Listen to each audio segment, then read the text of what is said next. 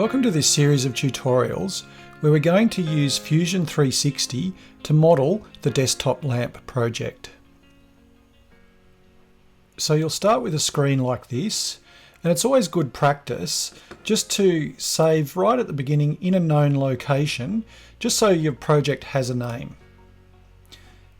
So I'm just going to call it lamp tutorial. And at this stage, I'm just going to save it in this default location, but after a while you may want to create some folders for yourself. It saves to the cloud. So the first step is to create the base. So we're just going to create a sketch. We will select the top plane, and you'll see that it aligns up here, and also your sketch palette comes up. If it doesn't, it's just because it's minimized.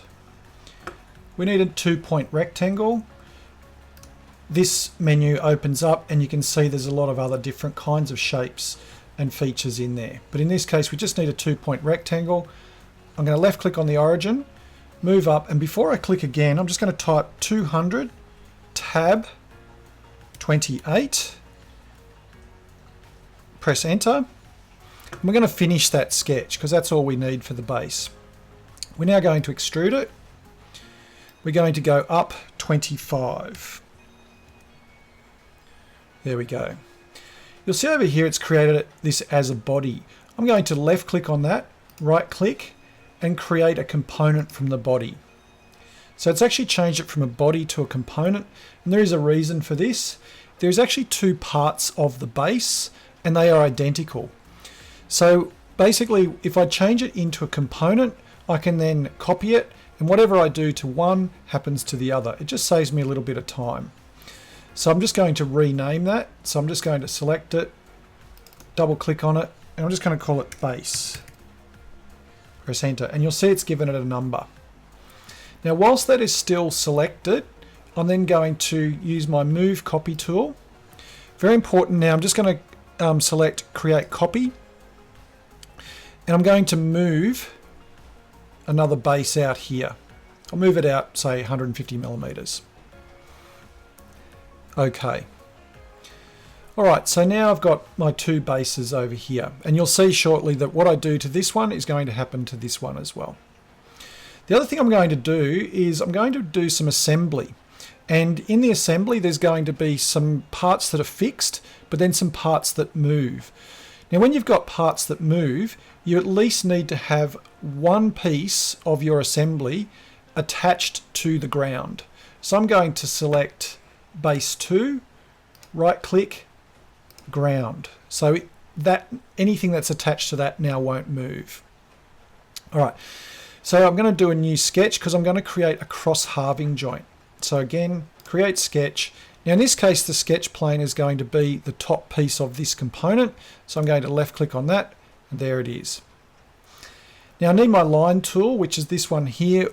There are some keyboard shortcuts, and you'll see it in there, which is the letter L. So I'm going to use the keyboard shortcut, type the letter L, but I want to change this to a construction line.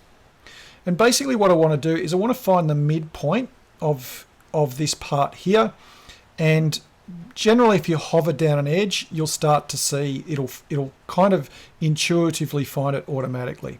So I'm going to left click there, go across 28 millimeters, there's a construction line.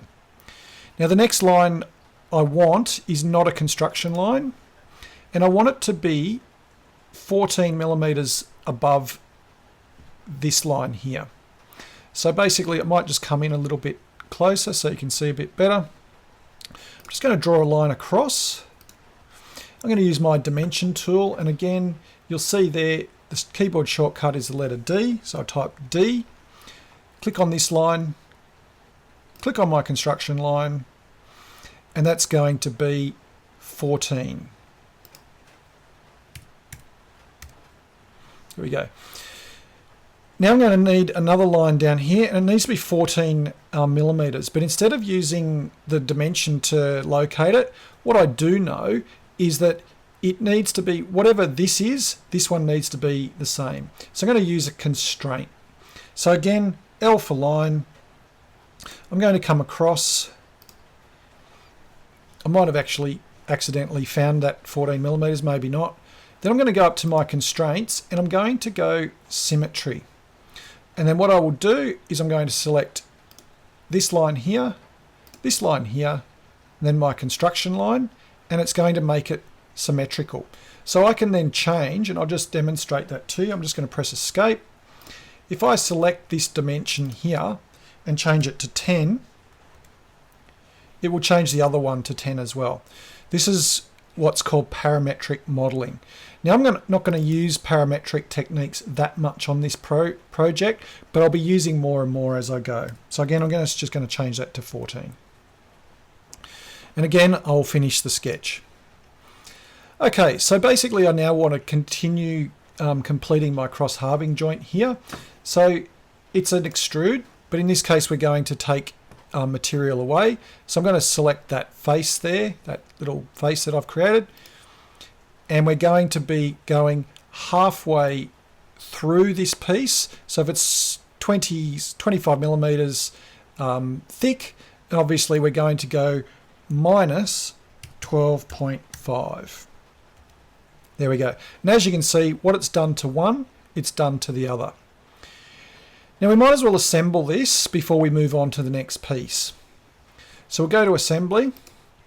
We need a joint. And what we want to do, just remember we've fixed this. So what we want to do is we basically want to come in really close and we want to join this face here to this face here. We're also going to need to spin this 90 degrees, and I'll show you that in a second.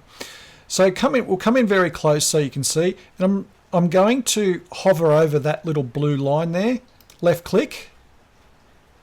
Then I'm going to come back out. I'm going to zoom in over here as well.